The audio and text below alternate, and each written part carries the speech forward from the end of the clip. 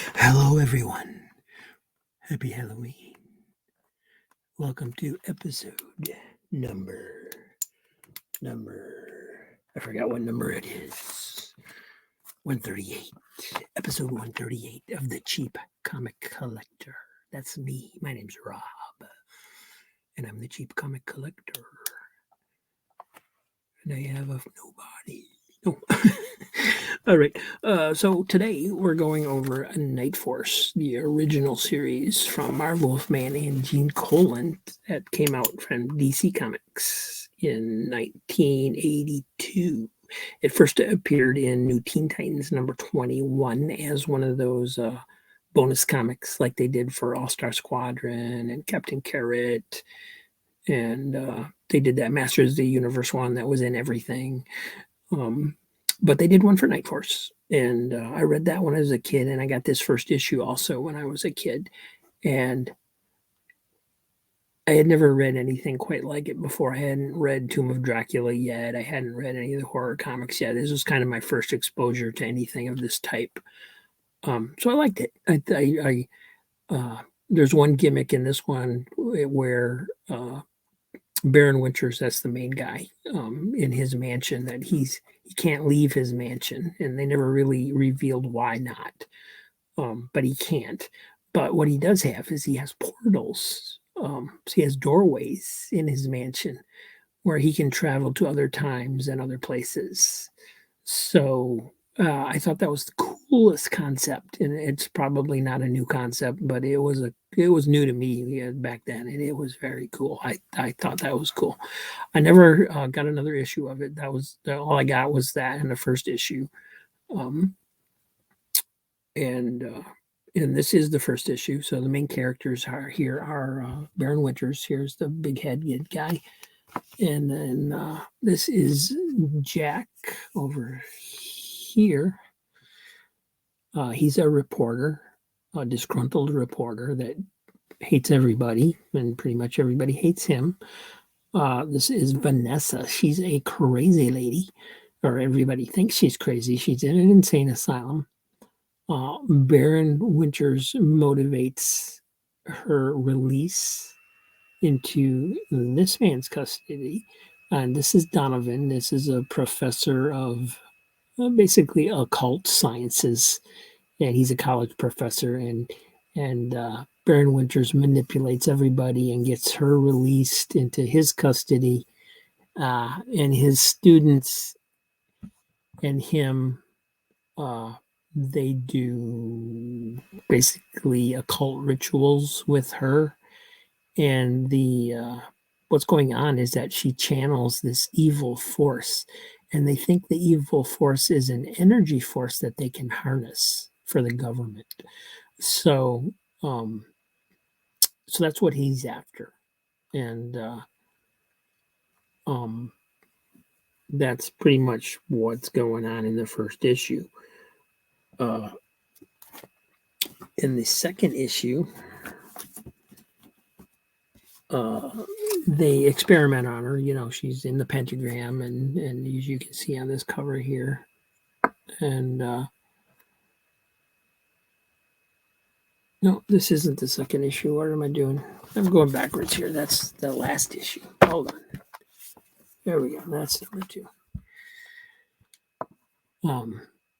And they harness her. They get the evil to come out, and it basically kills everybody. Kills everybody except for Jack and the professor and her, and kills all the students. Kills the professor's wife, who is one of the students, and so he's mad about that. She gets kidnapped by Russians because they want to harness the evil force as well.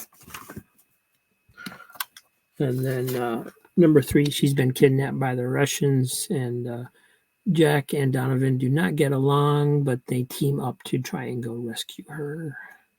So they travel out of the country, and all of this is being manipulated by Baron Winters, who honestly is kind of a strange character. He doesn't quite know what's going on most of the time, even though he's the one manipulating everybody. And then this is number 4.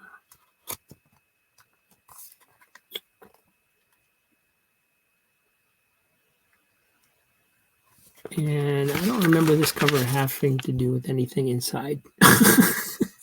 Basically, she's showing her in a stage with being attacked by a snake guy or something.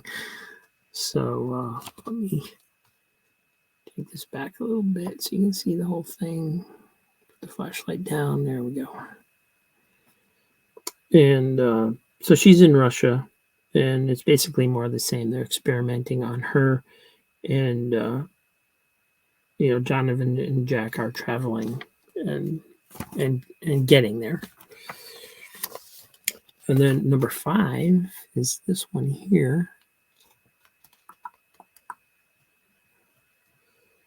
And it's more of the same. They finally arrive in Russia, and she's still being experimented on. Meanwhile, Baron Winters is being investigated. I don't know if it happened in this issue, but by a detective that the psychologist at the insane asylum sicked on him, basically because they want to know where Vanessa is. And of course, meanwhile, she's in Russia being experimented on by Russians, and so on and so forth. And then this is number 6. Donovan and Jack get captured by the Russians, and the Russians manage to unleash the evil force within, or that Vanessa channels. So meanwhile, Vanessa thinks she loves Jack because Jack rescued her from the insane asylum, being sent by Baron Winters. So he's like this hero figure to her. And then number 7, the evil destroys the Russian base, and that's the base there, that the pyramid right there, that they use. They do their scientific occult experiments in Russia. This is, I think it said base number 5 or something like that. So there's more of them, and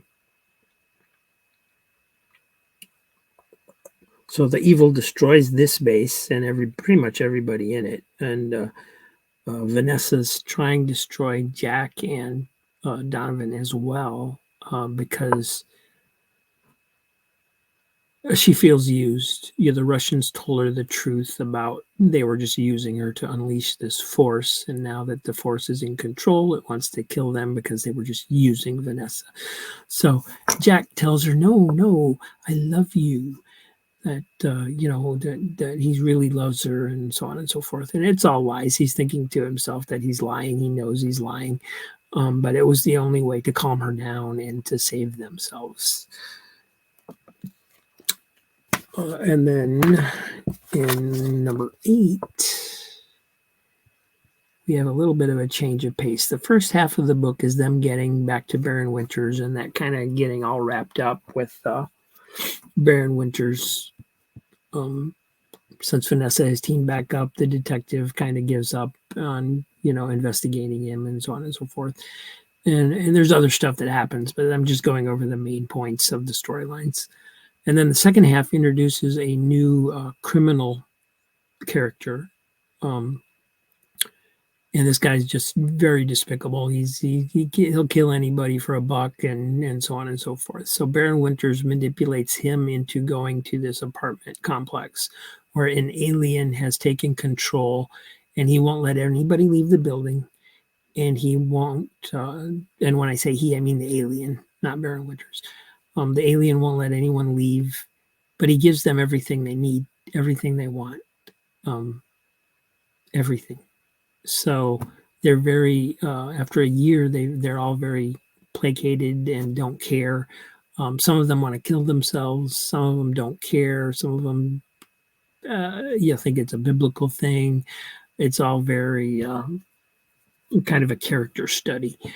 And then in issue 9, there's more of that. The bad guy, the criminal, is in the apartment and getting to know the residents and stuff, and just doesn't understand why they're not trying to kill this alien thing. But the alien gives them everything they want. So some of the people don't want to kill it, and it just kind of goes on from there. And then on the 10th issue, we're still dealing with that. The alien, one of the tenants dies. A couple of the tenants dies, and when somebody dies, the alien eats them, kind of absorbs them and eats them, and that's it. That's its food source. And so one of the tenants figure out how to kill the alien because nobody's been able to harm it or do anything to it so far. And so what happens is the criminal is basically the only one that wants to fight this thing. And so he takes some kind of poison, injects himself with poison, which kills him. And then the alien eats him and then dies. So he basically sacrificed himself. It's the only good thing he ever did, and to get rid of the alien monster. And that was pretty much the wrap up of that story. It was a very strange story. It went on a little bit too long. It probably could have been told in one issue, one and a half, since it started in the half issue, but it could have easily been wrapped up in one issue, I think. Especially when the main character then just dies anyway, so you're never going to revisit it. But anyway, that's what happened. Number 11, we have here, gets a little bit of a spooky cover there.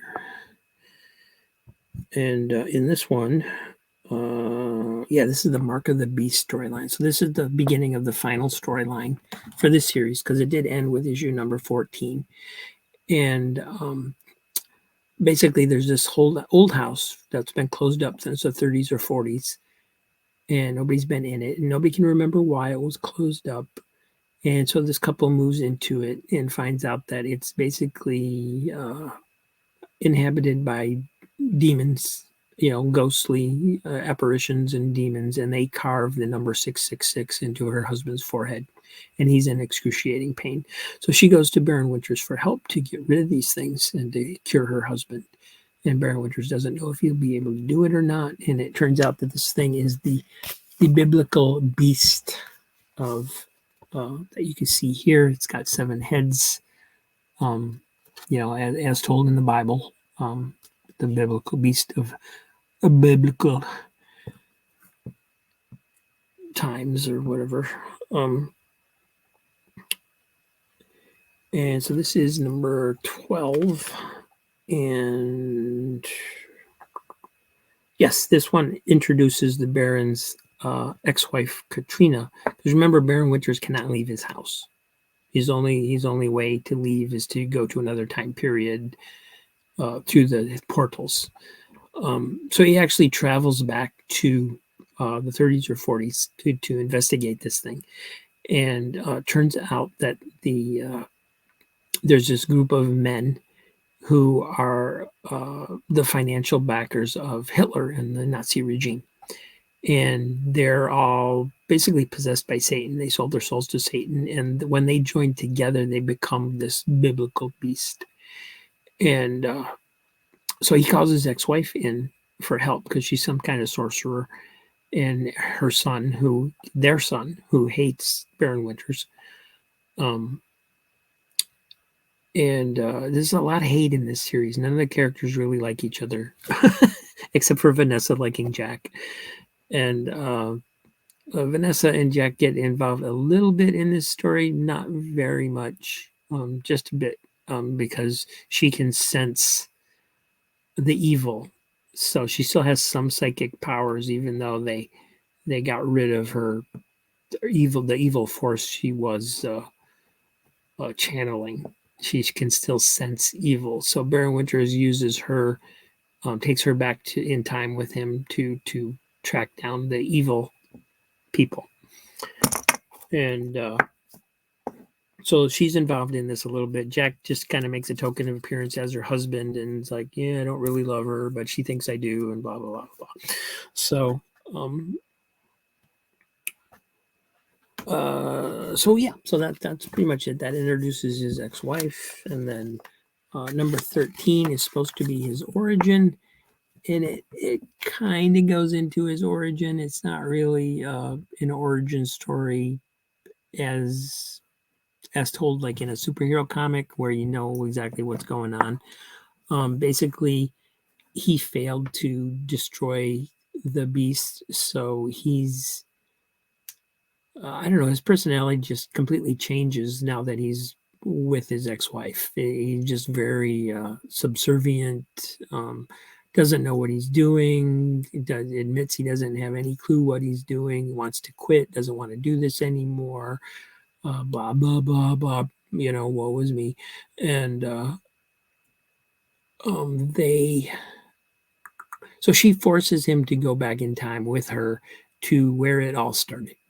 So we see them as a group of sorcerer students somewhere else. I forget where. It's like a, it was like a Tibetan monk type thing or something, or they're somewhere else. And, but they were thrown out of the group because they fell in love, because that was taboo. They're not supposed to do that within this group. So kind of like a cult, I guess, sort of, except you're not supposed to love each other. And that's pretty much all that was there. There wasn't a whole lot. There's this character that tries to slay them again because they fell in love, and the son throws him in a pit or something.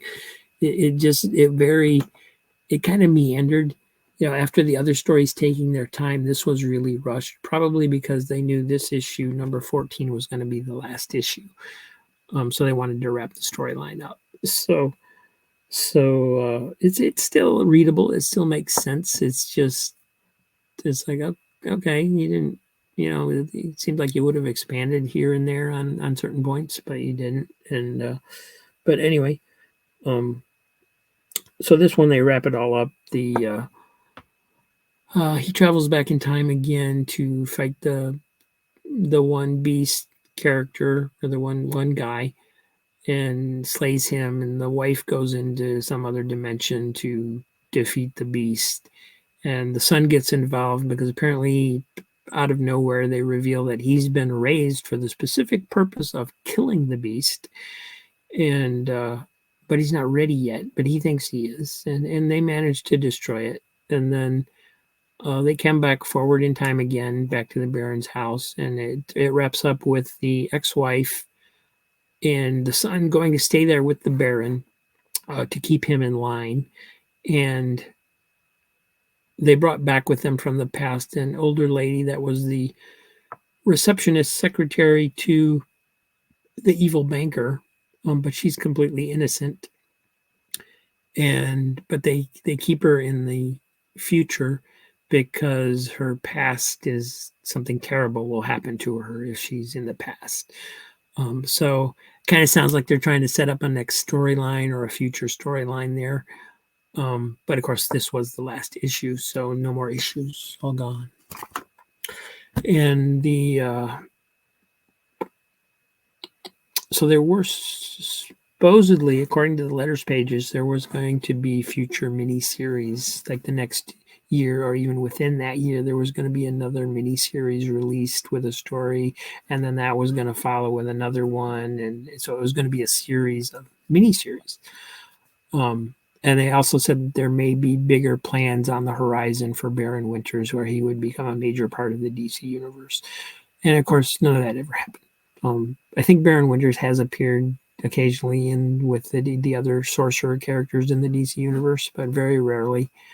I think it may have been dropped because of Crisis on Infinite Earths, with Marv Wolfman, becoming the writer and plotter of that entire scenario, where every title throughout DC tied into that. And so he was definitely busy with writing that, of course, and probably was still on New Teen Titans as well.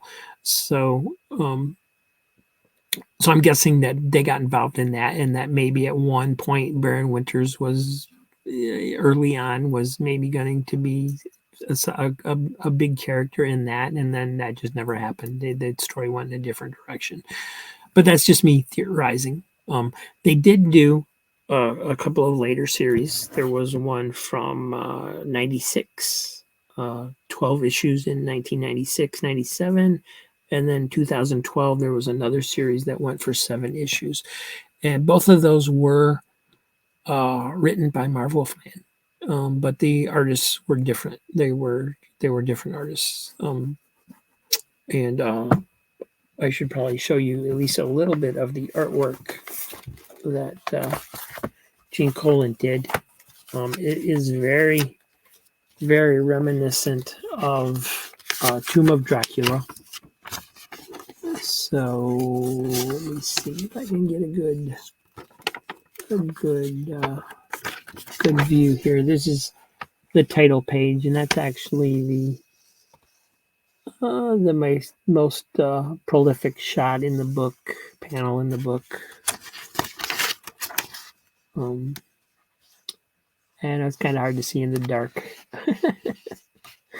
But it was a good series. I did enjoy it. I've been reading it at night before I go to bed, and it wasn't terribly spooky as an adult. I saw where Marv Wolfman described it as basically a horror book for more mature readers, for an adult audience. And that in the interview that I was there, that I saw quoted him, it said that they canceled it based on the sales when they came in from the comic book shops. But he insisted they wanted it to be a title just for comic shops, like the Baxter series were at that time. And he said no, he thought it would do better like on the newsstands because it was going to appeal to other readers, not the superhero readers. And so according to his interview, the sales, they canceled it based on the sales when they came in from the comic book shops. And then, it takes longer to get the newsstand sales. And he said it sold better. It did. He was right. It did sell better on the newsstands. But by that time, they had already canceled it. So it's hard to say, what really was going on. It's not his best writing.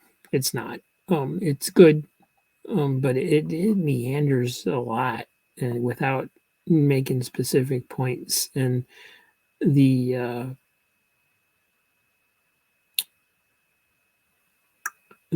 attitude change in Baron Winters halfway through the series, where he just became, I don't know what I'm doing, versus this mysterious character who's supposed to know what's going on, was very kind of disconcerting. Just seemed really out of place to have such a huge change in his character. But it was good. I enjoyed it. It wasn't bad. It just wasn't his best work, but it was fun. I liked it.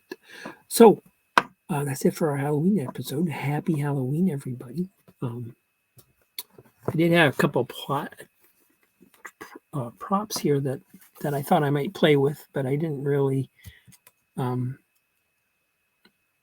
didn't really get a chance to do anything with them. This guy's is a pirate skull that I got at some kind of Pirates of the Caribbean convention back when the movies were coming out and popular. And his eyeball pops out here. It's just like one of those little bloody eyeball things, and he doesn't do anything. He doesn't talk or anything. I don't know. He just doesn't talk.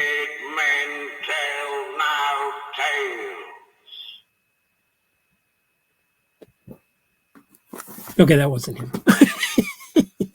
That was this guy. This is a bank that I got. This is also Pirates of the Caribbean. I forget if I bought this or somebody gave it to me. But he's got like a hidden button up here, and I hadn't played with this for so long that I completely forgot where the button was. It took me like 15 minutes to figure out where the button was, and it's just one of these coins that are around the skull. There it is. It lights up. I was surprised that he still worked after all this time, because it's been years, and he was just sitting up on a shelf. But batteries are still good. So anyway, thanks for watching. I hope you have a great Halloween. Eat lots of candy. Don't get sick, but eat lots of candy, because that's the funnest part of Halloween, right? And all the kids' costumes and all that stuff. So thanks for watching, and I appreciate you being here. Have a good night.